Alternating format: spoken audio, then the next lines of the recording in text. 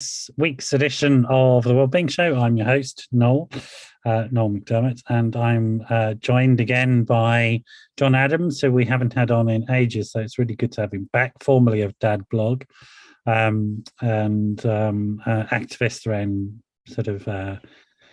I'm careful about the terminology here. A guy who worked at supporting men and fathers, but not sort of fathers for justice type stuff. So we'll talk about all of that, I'm sure. But it's really good to have John back on and going to catch up with how his life is going at the moment, and particularly sort of experiences of being a father with a teenager and going through the pandemic and all that sort of stuff. So looking forward to catching up with John and what's going on in his life. Just before that, I want to just remind folks that this is live. If you're listening to this on Wednesday, the 2nd of November, whatever time zone you're on, then which is UK between 9 p.m. and 10 p.m, then it's live, and you can figure out your time zone from that. It's now GMT, I think, back in here in the UK, because the clocks went back, and I seem to remember that particular morning waking up feeling ultra refreshed as though we got an extra hour. But whatever your time zone is, feel free to join us on one of the streaming platforms that we're on, one of the either Facebook Live or YouTube, or indeed send me a message through WhatsApp, +44 7506 319 745. So without further ado, welcome, John. And really, you're welcome to sip on your glass of red wine. Thoroughly deserved, no doubt, I'm sure. It's late in the evening for a dad who's got a teenage kid, so a glass of wine is thoroughly deserved. So I don't mind if you do. Welcome. How are you doing? Yeah, hi. Thanks for having me back, Noel. I have always loved these live streams. That the format you do is wonderful. And yes, I did actually say I have got a cheeky glass of red wine down there, which I said I would keep off air. But Noel's invited me to have some now, so in a moment I should probably reach down and get it. Good. But no, I'm doing okay, thank you, Noel. I mean, life is incredibly busy. And it's demanding yet incredibly rewarding, with a teen and a tween. But yes, I know we're going to explore that during the course of the show. Yeah, and particularly with the focus on fathering and what that means and all that sort of stuff, because I don't think we can talk about that subject enough, to be honest. It's sort of, we've only just begun the conversation about what it is to be a dad and a man in today's world, and more and more conversations like that are needed. But let's maybe rewind a little bit and talk about why you first came on the show. You were running an advocacy blog at that point called Dadbloguk, I believe, wasn't it? It was dadbloguk.com. The blog is still there. Yeah. And yes, when I first came onto the show, which was a couple of years ago, I seem to remember it was sort of at the beginning of the pandemic, wasn't it? I came on. Seems like a lifetime ago. I mean, seriously, I mean, it does actually seem like, something the world's apart, isn't it? It's only a few years, but it feels so weird. Oh, I think the impact of COVID has been absolutely fascinating. I mean, I'd still, went to see Coldplay in concert back in August, and just being around a crowd of that size again just felt so foreign. I hadn't done it for such a long time. One thing I have noticed, which I'm really pleased with, is that the crappy service from telephone sort of centres of no longer playing that old excuse, we're rubbish because of COVID. It's like I was really beginning to get on my nerves that people were still clinging to that one. Like whenever I phone my bank, no, you're rubbish because you're rubbish, not because of COVID. You were rubbish before COVID, you got worse during COVID, and you haven't improved since. That's it. That's my grumpy old man grump over. Probably not. It's one of the many grumps I'm going to have tonight. Well, I think you're doing yourself down. I think a lot of people would actually would relate to that, Noel, in fairness. It's really triggering. But yeah, I mean, it was a very strange time, and I think we have yet to get to a place where we know what has happened to us as a consequence. I don't think yet we've sort of processed it. But you tell me about how you got involved in the blog and how you got involved in the issues around being a dad and a man in today's society, and give us a bit of that story. And then I want to talk about why you're not Fathers for Justice and why that's important. But we'll get on to that one. All right. Yeah, absolutely. Okay, so well, it happened by accident ultimately. We, my wife and I, we had our oldest daughter Helen.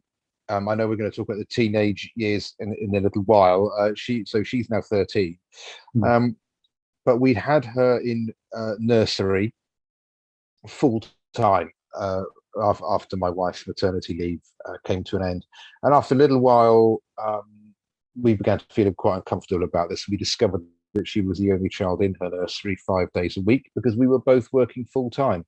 Now, I'm not for 1 second suggesting anybody should feel guilty about this, because everybody's circumstances are different, and some parents just simply have to work full time, both mum and dad.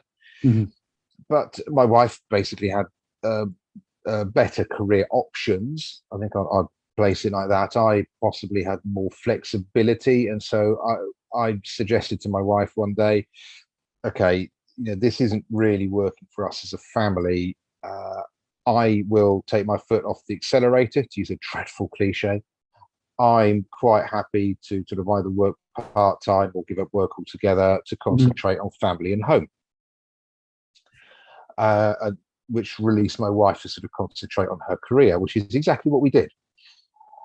Now, when we did that, our daughter was about 18 months old at the time, and I suddenly found myself in a very lonely world, actually. And for a sort of middle to upper middle class white guy who's really only ever known a sort of life of privilege, suddenly found myself facing all sorts of sexism, because I found that the world simply is not set up to accept men in a, not just as a sort of doing the childcare, but in a caregiving role, really. And this manifested itself in many ways. I found myself being invited to mother and toddler groups. I found myself, having some quite bad experiences with health workers, and I actually found myself having some quite tough experiences with other mums, actually. And so I started blogging about my experiences, because I was a journalist, well, way back to the mist of time, and I started blogging about it. And to my great surprise, people were quite interested to hear about the experiences, or to read about experiences of a man who fulfilled that main caregiving role. Yeah. And it sort of kicked off and snowballed from there, and it grew to be, if I say so myself, it was quite a pioneering blog, and it really shone a light on the challenges that men can face as fathers. I would agree. It was a very pioneering sort of blog, but it was also a pioneering life decision and experience. And I mean, I would echo, because I many years ago, way back in Mr. Time, when pterodactyls still roamed the skies, and Tyrannosaurus Rex was my next door neighbor, back in the land of dinosaurs where I come from.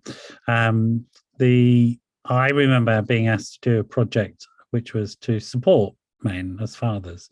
This is up in Scotland, and to try and figure out, do a little bit of research on why men weren't turning up to what were then called parent and toddler groups. Well, you and I know them, mum and toddler groups. They're not parent and toddler groups at all. And it was just clear as day that you weren't welcome if you're a man. So it's like, that was it. That's why blokes weren't turning up. They'd turn up and then they'd feel like shit be treated like shit, and then they'd leave, and then the service would go, "Oh, why haven't we got any men?" And which is it's interesting that even today, the National Childbirth Trust has under its list of endangered species. They don't call it endangered species. They call it minority issues. Are men. They're very explicit about it that men in the childcare space are sort of treated appallingly. So fathers are treated appallingly. It'd be interesting to get the experience of. Obviously, you're a what we would now call a cisgender man. So it used to be word straight, but cisgender will do. But I'd be interested at some point. I mean, I don't know if you've come across this, but the voices of non-cisgendered men, for example, gay men, whether they have an easier time of it because they're more acceptable. But I don't know if you've got that experience. But so you started really just to write about your experience, and then what sort of response did you get? At this point, I'm just going to make some points here because I want people to really understand this, that neither myself nor John are part of any of these sort of quite disturbing men's rights groups that exist and misogynistic, hateful groups, the incel stuff. Like and if any of you are part of that and you're listening to this show and you try and get on, I'll just block you and I won't give you a platform. So don't even bother trying. I'm just not interested.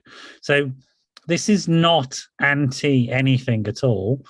And it's certainly not about being angry about women. But it is about recording and understanding some of the issues that are going on. I don't even want to go into the area of contact through courts and stuff like that. It's like, really, I have a lot of respect for family courts. I let them get on with their job, and so I don't even want to go into those types of conversations. There are a lot of very angry men there who probably shouldn't have contact, in my opinion, and I quite understand why the mums are in their life who want to keep them at arm's length and keep them away from the kids. I've met those guys. I wouldn't let them anywhere near children. So I'm certainly not on that side of things. And John, you would agree with me, I guess, on all of that. That's not what we're talking about here. Oh no, I have nothing to do with any such groups, and I've always made the point that I would never put men's rights above women's rights. Yeah. And with my blog, I always made that point. I've always been about equality. I mean, I think the one point I would make is that I don't actually think we're going to get equality for women in the workplace until we have equality for men in the domestic space. It's an interesting point. I mean, you know that, yeah. I mean, it's not one that we can prove or disprove, but I think it would emotionally echoes with me. I think that's, you know, there's a traction in there. So that caveat being put aside, if you're part of any of those groups, leave me alone. I don't want you to show at all or anywhere near me. Now's the time I'm going to pull out the glass of wine. The glass of wine. Okay. But really, you were, you know, you as a family just made a rational choice to do something, and it was a sensible, rational choice because you wanted to ensure that your eldest child had more involvement from you as parents, and you both couldn't do it, so you went, okay, which one of us can? You decided you could because she was earning more money, and that, you know, it is a rational choice, and it's often actually the situations are reversed, generally in gender sense, simply for that reason. So I can say because I've done the research on this, I can tell you quite clearly that most UK households are two-income households, but still the main breadwinner is the male in the household because of endemic issues around men getting paid more for the same job and stuff like that. But still, families have to be pragmatic about it. Because they got to pay the bills, etc., etc. So that's just a fact of our life, and we need to look at that and what that means. And I think you're right. How the domestic space is viewed on all levels is a really important part of that. My own personal feeling is until we value it properly economically, we're probably not really going to see a proper change, to be honest. No, I think you are absolutely right there. Until we do reassess the true value that caregivers provide, and not just people individuals looking after children. I mean, individuals looking after older relatives, friends, whatever, and who is doing that caring. Then we're not going to really see a true equality. And I think that men's abilities as caregivers is often overlooked, and in my particular situation, as well. I mean, women get sort of forced down this route of being caregivers, like you say, partly because of earnings. But my wife, I mean, the point I've made is that my wife she never was and never will bake a cake for the PTA sale. That just isn't and never was going to happen. And why should she feel like she should have to when I might be more willing to do that? And I never have actually baked a cake for PTA sale, but I have been a PTA committee member and I have been a PTA class rep, and I was happy to do so. So why shouldn't I do that as a guy? Yeah. Do you mind sharing just briefly some of the resistances and issues that came up for you in the, around the professionals and the groups and all that sort of stuff? What sort of issues were you confronted with? Yeah, I mean, I had took my one of my, I think it was my youngest daughter, I think actually, because we should explain, we had Helen, and then a few years later we had Izzy, who's actually going to be, she's got a birthday in a few days' time, so she's going to be 10, and I took Izzy to have inoculations, usual childhood inoculations, the type of thing that a man or a woman should be perfectly capable of doing, going to medical appointment and letting the nurse or health visitor do their thing. And I was totally struck that the nurse had, given her the shots, and then she just got up and started looking around the room, sort of looking around behind curtains and all sorts of things. I couldn't figure out what she's doing. I said, "Oh, can I help you?" She says, "What? Are you looking for something?" "Oh no, I just wondered, where your wife was." I said, "Well, am I not capable of doing this on my own?" But I mean, a real classic one actually was, I was in a cafe, actually speaking to sat down with someone. It was sort of partly social, partly kind of business meeting actually, and I had my daughter with me, and I was bottle feeding her at the time as I was speaking to the guy I was with, and this older woman came along. She probably sort of mid-50s, maybe knocking on 60, and I mean, a totally bizarre situation where she just reached down, took my daughter out of my arms, started sort of shaking her hand, going, "Oh, he's babysitting, he's babysitting." And I'm just sat there thinking, I mean, you told me swearing was okay, so I'm drinking. It's okay, yeah. I mean, I'm sat there thinking, what the fuck is going on here? Yeah. And the interesting thing was, her adult daughter was with her, and her adult daughter was just looking on, shocked, going, "He's not babysitting, Mum. He's just being a dad." Anyway, I very quickly got my child back, but it's just these odd things. When another time I said a leaflet came through our door for a local church was running a mum and toddler group, which by a bizarre set of circumstances, I actually ended up speaking to the person who ran that on the telephone. And when I explained my domestic situation, she was actually desperate to get me down there because this mum and toddler group was running very low on people using it. And she wanted people to get there, to go there and actually use it. Well, you're advertising it as a mum and toddler group. I'm not going to go to that. You know, so if it's a parent and toddler group or a mums and dads and toddler group, then fine. I might be able to go. If you advertise things as a mum and toddler group, you know, I'm not. You know, well, you're basically putting up a barrier, telling guys they're not welcome from the start. So,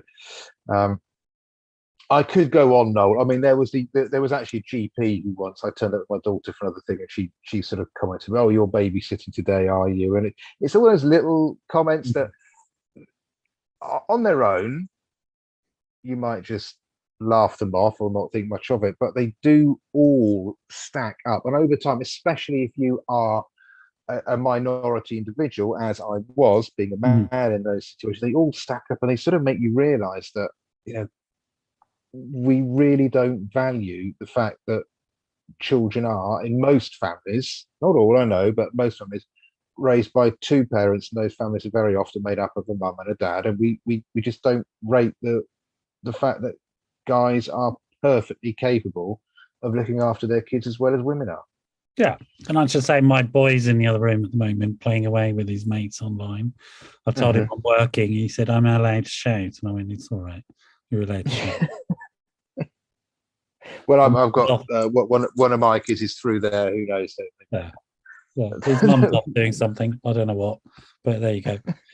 So yeah, no, I mean, I think that is correct. That's sort of thing. And some of the guys I was talking to when I was doing work around supporting fathers was some of the experiences they got when turning up to these support groups, the parent or mum and toddler groups, was they would fall into two camps, really. One was the patronization camp, which you described very well.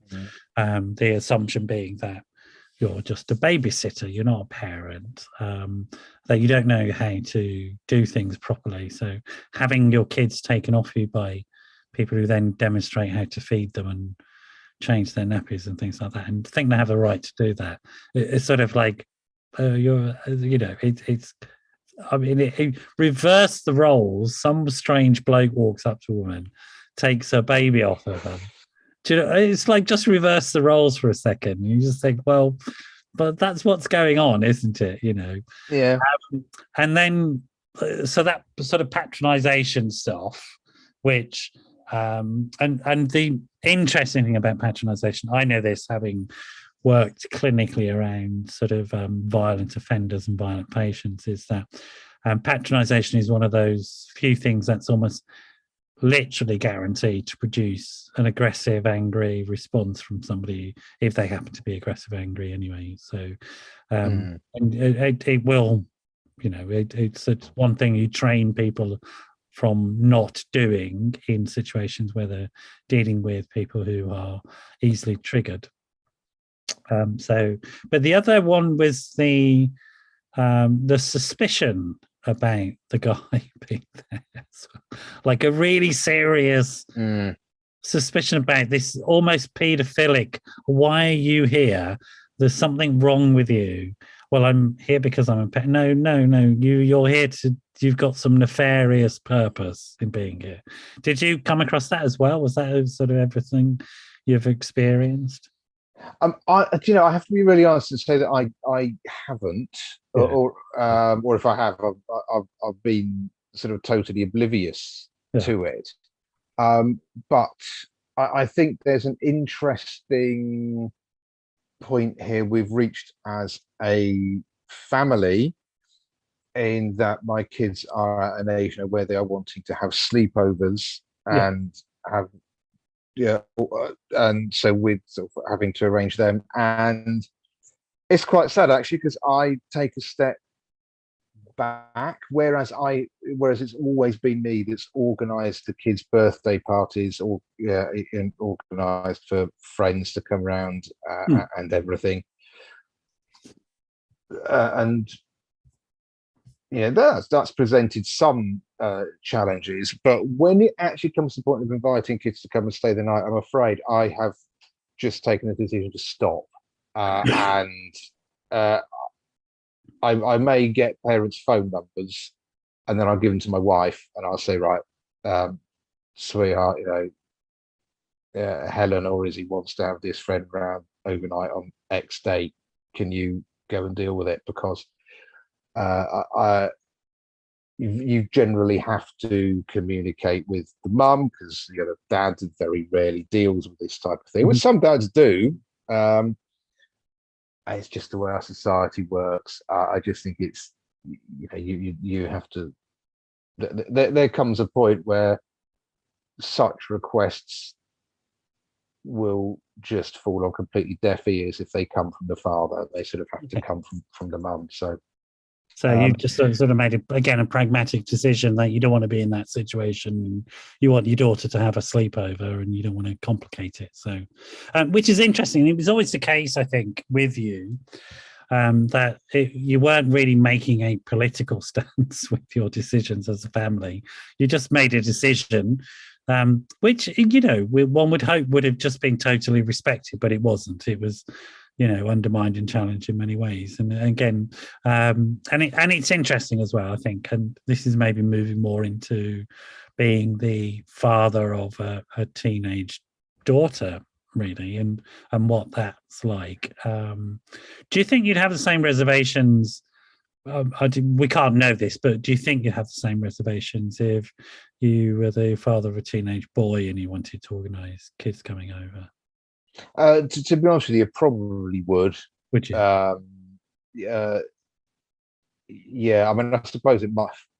Obviously, I don't have sons, so I can't say. I don't know. Maybe dads of sons do maybe communicate more, and that is seen as more of a natural thing. I suppose it might be actually. Just out of interest, so is it currently the thing is because of the communicating with the mums of the other girls is just doesn't seem doable and viable, so too complicated or something? Partly that, but also if you are organising, obviously I've been part of various parenting WhatsApp groups and so on, and very often, or normally, I'm the only dad on them. And actually, I would say that is an area where I think dads do need to buck up their ideas. You asked me earlier what's the response I got to my blog. I mean, the wonderful thing about being a blog and having had that high profile is that using social media, men will respond to you and kind of get back to you, but as will mums. And when you start hearing back from mums who have said, well, do you know what? I've actually approached my husband or partner and asked them to to join the class WhatsApp group because I don't want to for whatever reason. And the dad says, no, I'm not going to, or no, I don't want to. It doesn't help anyone out if dads are avoiding that responsibility. And actually, when you do engage on those groups, I don't really find you get treated any differently or any worse. And there are some women who actually quite like it, to not who actually appreciate that little bit of diversity that you can bring to the group, right? And that's slightly different opinion. So men, you could be knocking on an open door. Get on those WhatsApp groups, get on those Facebook pages. To be honest, school, I might PTA, be being whatever. cynical here, but I'm not imagining a line going around the block for that invitation at this point. So but I think you're right. There's a need to sort of encourage guys to get more involved, and it is like chicken and egg, really, isn't it? It's sort of thinking about how do we encourage it, and also there are structural issues as well. So we still have these income inequalities and different types of pressures depending on your gender. But you've sort of recently, I mean, I don't know when you gave up actively doing the blog? I know it's still there, but it's not your main sort of passion now. You've sort of changed track and changed direction. And when and how did that come about? Was it just a natural evolution because your kids were growing, or? That was part of it. I'll give you the abridged version. Otherwise, you have to invite me back for a third time to give you the full version. But I was... Is that the carrot or the stick you've just offered? It's probably both, actually. Now, I'd thought in my mind for a few years that I might want to go into teaching, because I have got quite a work history of working in the media and using the English language, stretching back sort of 20 odd years. And I've sort of long thought that actually I could potentially make quite a difference to some people, passing on that knowledge and my experiences of using the English language. So I'd sort of appealed for a while to go into sort of teaching English or teaching media. And I didn't get a degree when I was younger. I did a different qualification. If you want to invite me back for a fourth time, I'll tell you all about my theories and ideas about the higher education system, but we'll do that another time. But anyway, I got in touch with the Open University and a few other universities and just made some inquiries about possibly topping up the higher national diploma I did when I was younger to convert it to a degree. And to cut a very long story short, it was the Open University was the one institution that's happy to do that for me, that I could practically study with, but the transfer credits that they were prepared to give me for my previous study would have run out this year. So I had to start studying last year to get a degree, which would then have opened the door for me to go into teaching. So I actually started studying last October. And as studying went on, I thought, right, if I'm serious about this, I've actually got to get some serious experience, working in an education setting. So most inquiries about doing that, and actually landed myself a role doing just that. Obviously, it's an education setting, so forgive me. I'm not going to say where or identify it or anything. Suffice it to say, I'm working in education, and it's pretty much a full-time job. And something had to give, and I don't mind admitting that COVID made my blog a bit of a struggle to make it commercially viable. I mean, it wasn't, it was making money, but when the hours put into it weren't necessarily worth the money coming out at the other end. But then I noticed another trend, which is very relevant to why I was quite keen to come on to the show tonight, is that when I started with the blog, we had the one young child, we subsequently had a second young child, and people seem to be very keen to hear about a man's experiences of being the main carer for young children. I had noticed for a little while that the content I was producing for my blog and the social media channels, the audiences were still high. I mean, they were still healthy. But I was obviously beginning to produce content focused on more the sort of middle, the tween and teen years of childhood. And this content was not getting the same level of engagement. And I began to think about this a bit more. And I looked at the fatherhood support groups that I was engaged with and knew of. I could not actually name you a single fatherhood support group that focuses on men with those older children who are in teenage years.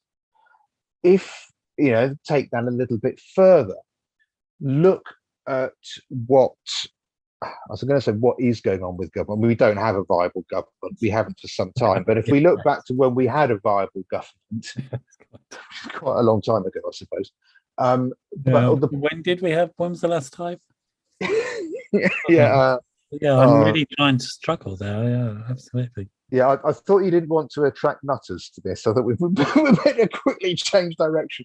But any policy discussions regarding fathers Yeah. and children, and they're all focused on the early years of childhood. Mm. Now, in some respects, this is actually a sign of success, because if I think back to when I became a father and latterly started blogging, the big arguments there were how many men actually appeared in parenting magazines, Yeah. and you would find like a photograph of one man. If that happened today, well, it just wouldn't happen today. I mean, actually, those kind of things have improved, and the introduction of shared parental leave in 2015, not such a policy success, and huge numbers of men are taking it, but it created huge discussion about the role of men in the early years of their children's lives. Now, that was right. 2015. We've had that sort of conversation around various high-profile politicians as well. So there were questions which would never have been asked in the past about whether Boris Johnson was going to take some time off with his new kids and all that sort of stuff. So he didn't. I mean, one didn't expect him to, but it was an inconceivable conversation 10 years ago. Nobody would have even begun the conversation of whether a male prime minister would take time off to look after his kids. So I think you're right. There's been significant shifts, particularly around new births and younger children. But as you're speaking, I'm intrigued, because you're right. I see very little about being a dad to older kids.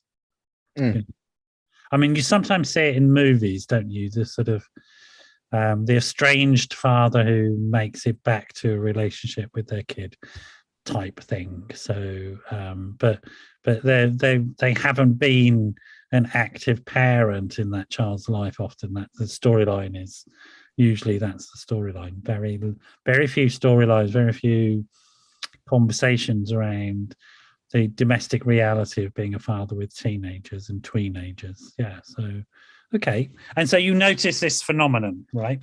I did. And I mean, I think the way I would challenge anybody watching this, be you live or watching on catch up later, go into a library or go into a bookstore and go and look in the parenting section.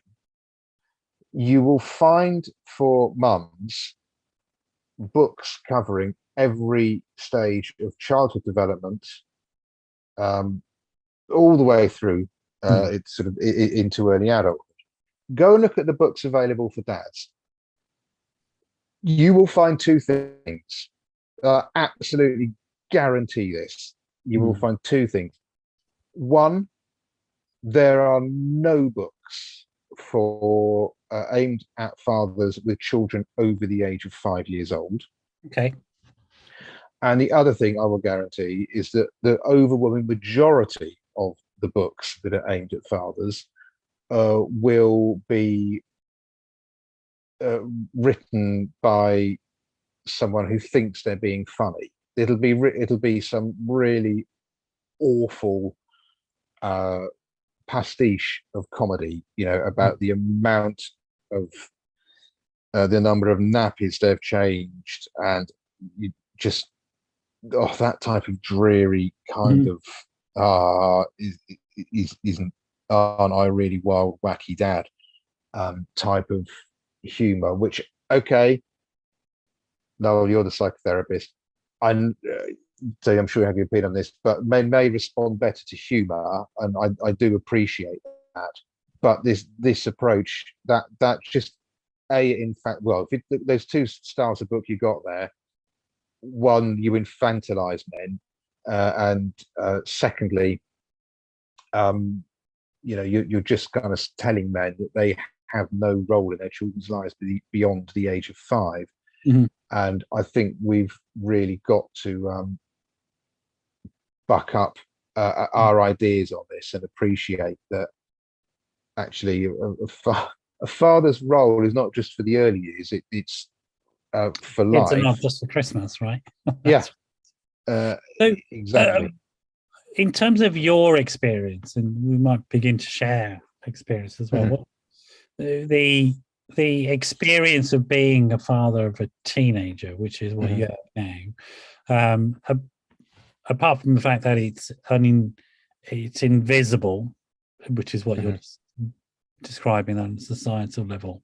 It's invisible. What would you say are the sort of major experiences for you, putting aside maybe the issues around isolation? We'll come to that in a minute, but Mhm. and lack of guidance and lack of role models and lack of practical information.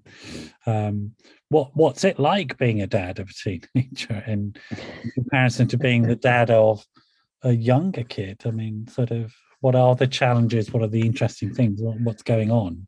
Yeah. Well, look. I have to start with the positives, and I suppose I'm just dreadfully paternal and romantic. I mean, I personally really do see having kids as a real blessing. Yeah, And I'm with you. Without a doubt, it is for me. Yeah.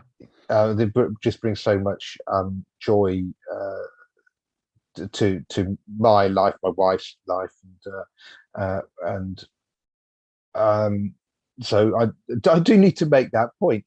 Mm, Um, but I think I would honestly, you know, the hill that I will die on is that actually, when children will reach a certain point whereby they are striving for independence, and you have to do your best to guide them, and you then realize that actually, just like you did, your youngster is developing their own character, and no matter what you say to them, they are going to do what they want to do. yeah. You though, as the parent, have to try and guide them down the most productive path is what I would say. Um, Now, I think one of the points I would say is the transition from primary school to secondary school. Mm, As a family, because of course, I know we're talking about fathers, but my wife is very much a part of this. Of course, she is.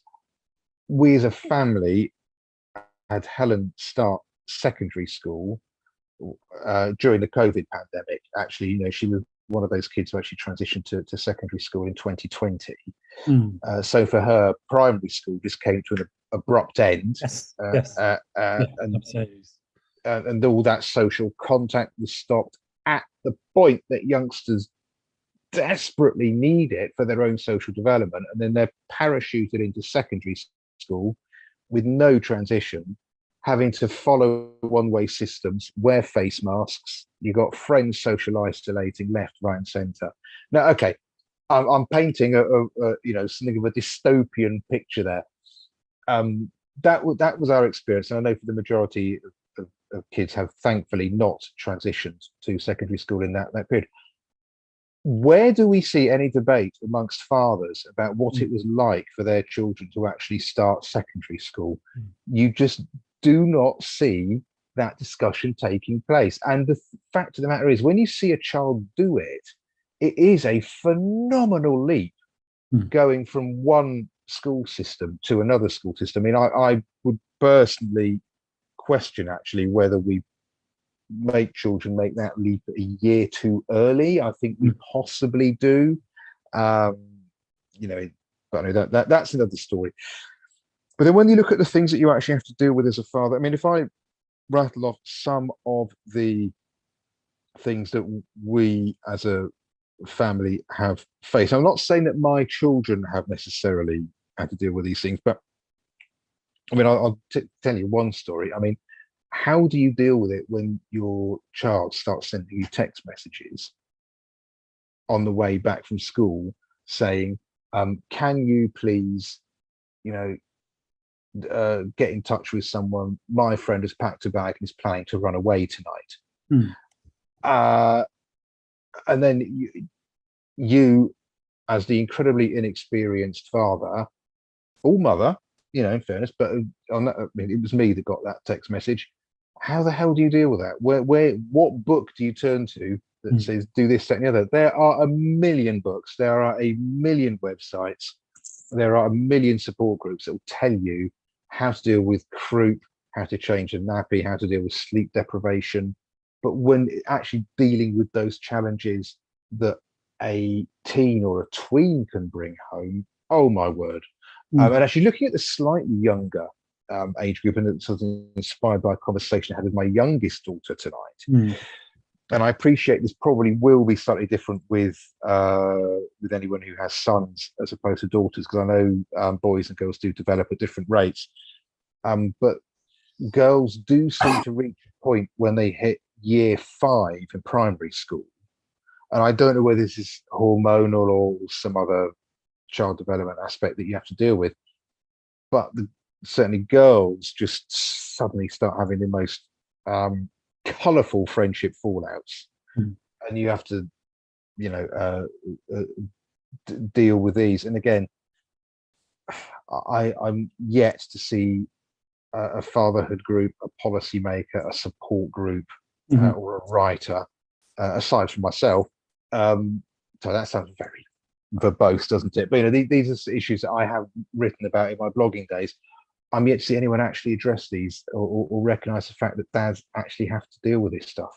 Yeah, well, this dad definitely is dealing with this stuff. You've mentioned your wife several times, and I'm intrigued by this and what you think about this, because it seems to me that, I mean, you two work very closely together. I think all co-parents do work very closely together, but you're sort of ploughing a furrow, if you like, as a father doing these things, and there aren't that many models of men doing it, and you're the model, if you like. You're the one sort of going and doing it. But I guess my sense is, I don't know if this is correct, but my sense is that your wife is also, she'd be comfortable stepping in and doing these things as well. And she is around the organising the sleepovers and stuff like that. Maybe in a way that is different to the experience of a mum asking her male partner to do it. That he might be more resistant. She's less resistant. It's just that you've decided on your role boundaries as a family, and you've got them, and you've taken this responsibility and this lead. Do you feel that is different in the way that she relates to you as the co-parent, in the way that she might support you, if it was different in sort of standard family? You've said it's very difficult to get guys involved in these WhatsApp groups for the organising school trips and things like that. Is that the case, do you think? I think I would say I wouldn't say that we're gender revolutionaries, but I think we are kind of more gender aware and role aware, and she will step in and do these things. And sometimes I kind of have to say, do you know what, there's X scenario. And I said, when we had a conversation I had about sort of, dealing with sleepovers, and I had to say to my wife, like, we've reached a point now. It's all very well, me organising with mums of 6, 7, 8-year-olds to come round and play with the kids, but if I'm now sort of asking 13, 14-year-olds over for a sleepover, I personally feel it's a bit more comfortable if that invite comes from you. She'll just take, it's fine. No questioning of that whatsoever. I mean, I think what I would say about my wife, and she does say this. She says, "Oh, John, you're just a more natural parent," and I tell her off because I really don't like her using that language. But I think I could say, without causing her any offence, that I think she possibly just struggled a little bit with when the kids were younger. That's possibly with her being sort of a career focused woman, then having to adjust her life to having young kids. But as the kids got older, I think she's definitely sort of slid into that role with kind of greater ease, sort of being the mum of older kids, which interestingly is something I do hear people saying about dads, is that for whatever reason, I don't know what the reason is, but that's there are sometimes complex theories around public and private, because older kids move more into public spaces, which is generally where dads are operating. I'm also intrigued as to what your daughters feel about all of this. Do they notice that it's dad doing mum's job? Sort of, is that a conversation that comes up? I guess it must be, and what do they think about it? Did they face any, not backlash, but any questioning about, well, why is your dad, what's wrong with your mum? Why isn't she? Is he a single dad? I mean, I guess, were they caught up in those types of conversations? this is the appropriate moment for me to have my last drag out of the wine glass. I'm sure it won't be your last ever. Won't be my last ever, no, I can assure you. No, interestingly, my kids have never actually noticed it. Now, really? I have, Wow. I have taken them to one side. I mean, I remember doing that with my eldest and have done it with my youngest as well, and I have had to say to them, look, I suppose the typical scenario is, oh, I want to invite this friend round after school, and that then opens up the scenario of me having to approach a woman I've never spoken to before, and kind of say, oh, hi, I'm his dad. She'd like, she's quite friendly with your child. She'd like to come around. That, I don't mind admitting that is an experience I've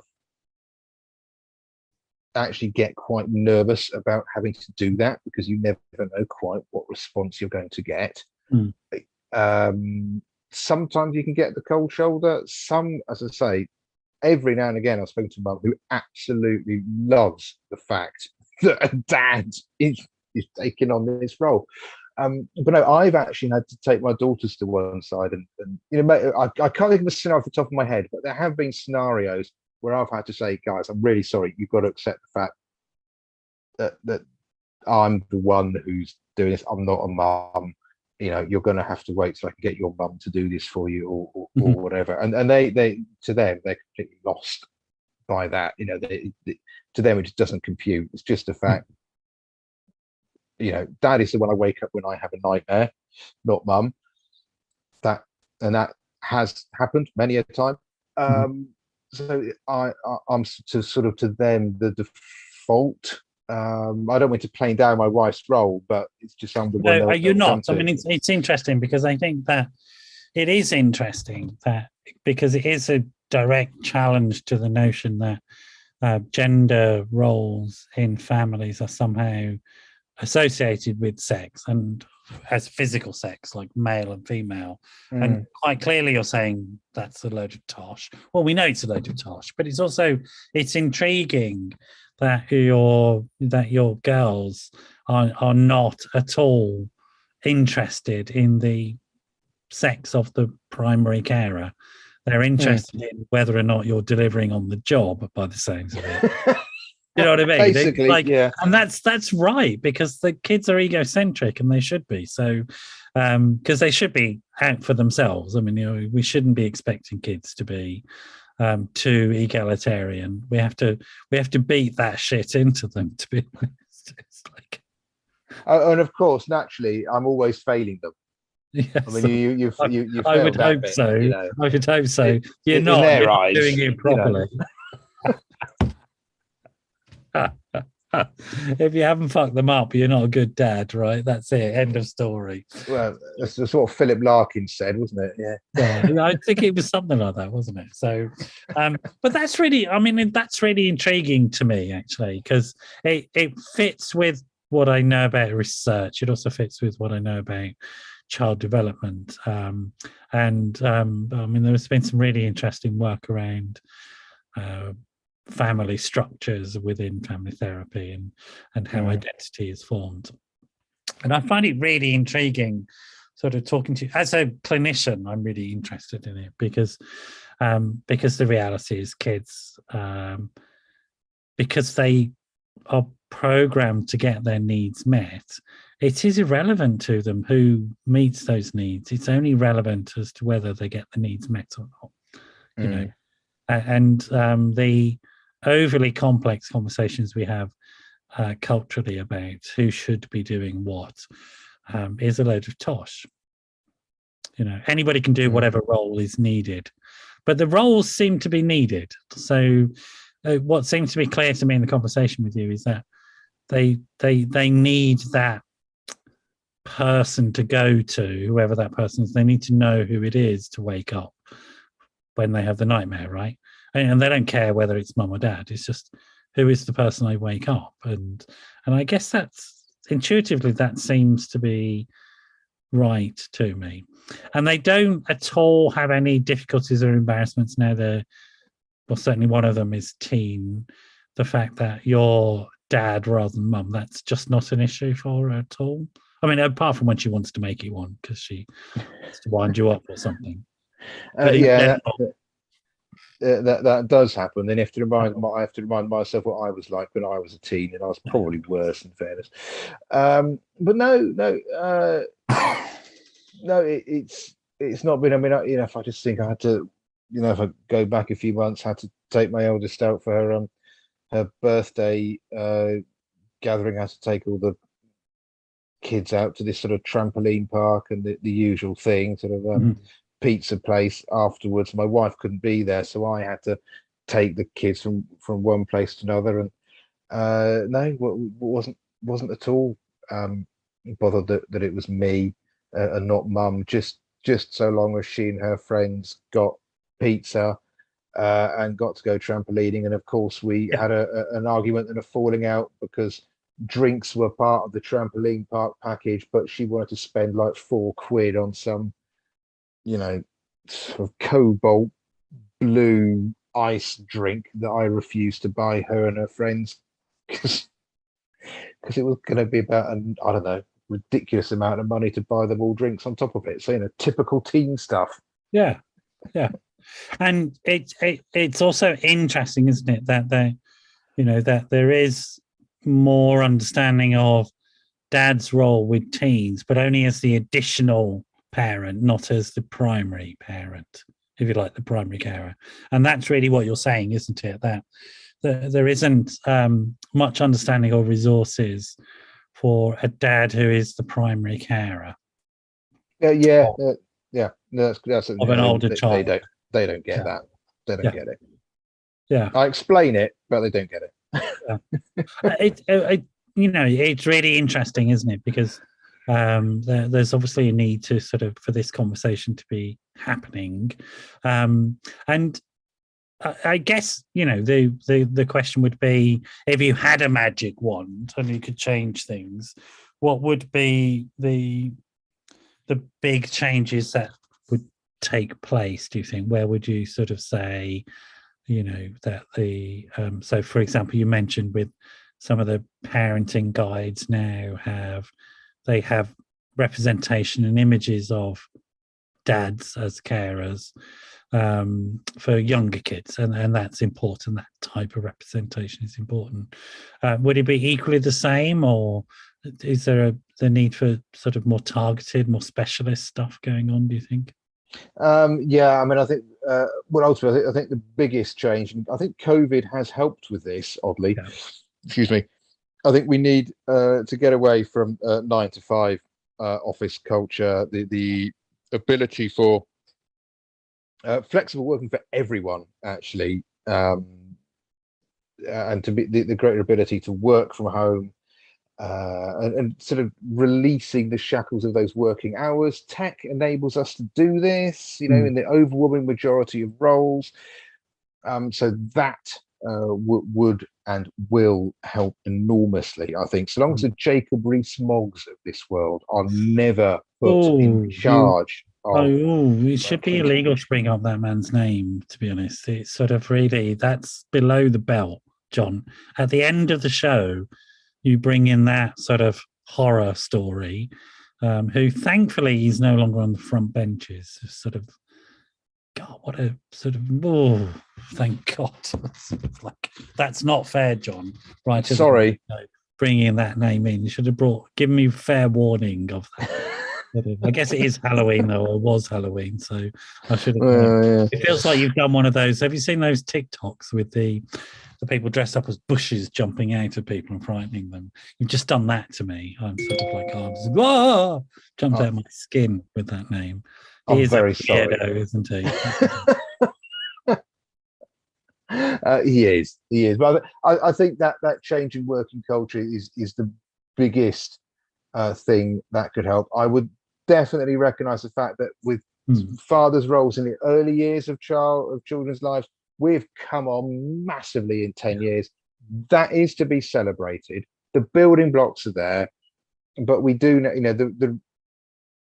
the easing of working culture would help dads of older kids to play a bigger part. And we need the other big thing we can do is to recognise the impact and positive contribution that men can make as caregivers. Yeah.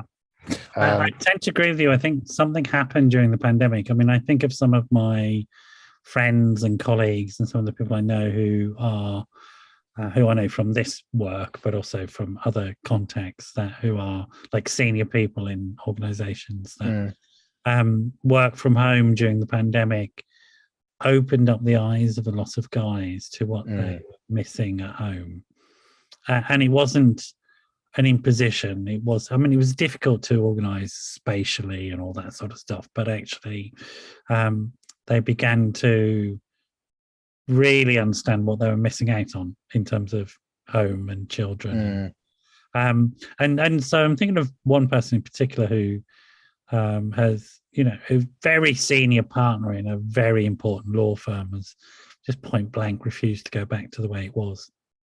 Like, and said, well, here's what I'm going to do, and we're going to make this work, or you're paying me a lot of money to leave the company.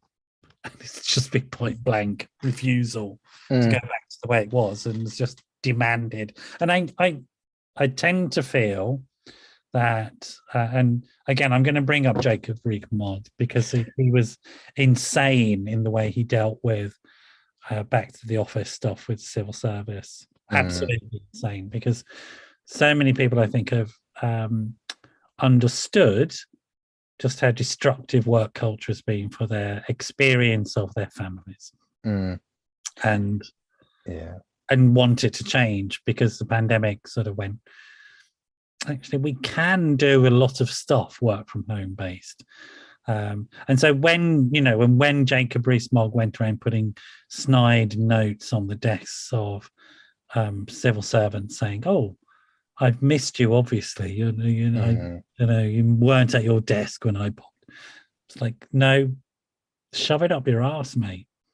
It's like we just don't want to go back to that office-bound 9 to 5 stuff, particularly with idiots like that who, shouldn't be allowed to sort of mop a floor, let alone be in a cabinet and a government. But I think you're right that significant changes are afoot, and when it's happening at very senior levels, and people I'm thinking of that I know are really senior in various organisations. Like, they're not interested, and they've point blank refused. Said, okay, well, either you accept me working this way, or you pay me a lot of money to get rid of me. Well, that's the other thing we could do with is more male role models actually within organisations doing just that. Yeah. Because the macho male stereotype is, I'm going to work till I drop. Yeah. To be honest, it affected me quite significantly. Like, as you know, I'm not in the UK at the moment. I'm with my son who lives in France, and the pandemic made me think about what's important, and he's important. Everything else is not as important. That's just the fact. That became very apparent to me during the pandemic, and that fact remains with me. And so I've organised my life to be able to do my work, earn a living, and support my family and my son, etc., and actually be involved in his life. Well, that's excellent, and there you go. Role model yourself then, Noel.